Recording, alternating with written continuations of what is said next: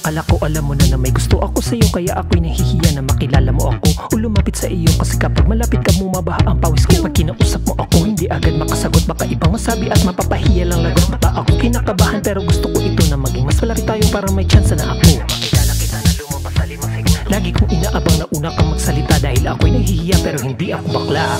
Ang hirap na ipagtapat na gusto kita, baka ika'y mabibigla. Ang hirap na ipagtapat na gusto kita kasi ako'y nahihiya. Una kasi sa'kin ang pagiging negatibo, kaya ang patingin ko sa'yo hindi mo nabibisto. Dahil unang tingin ko pa lang parang iba na, kasi ang ganda mo ay nakakatulala. Sa kalagayan ko ngayon, ito na ay malupa, at habang tumatagal, ito ay lumalala. Dahil ko pa ang adik sa pagkakalulong ko sa'yo, hindi kasi epektibo, kaya ito naging epekto sa gabi.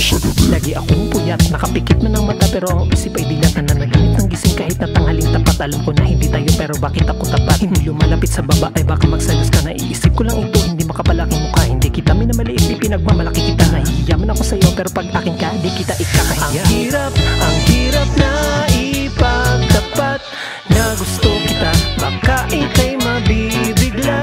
Ang hirap na ipagtapat na gusto kita kasi ako'y nahihiya.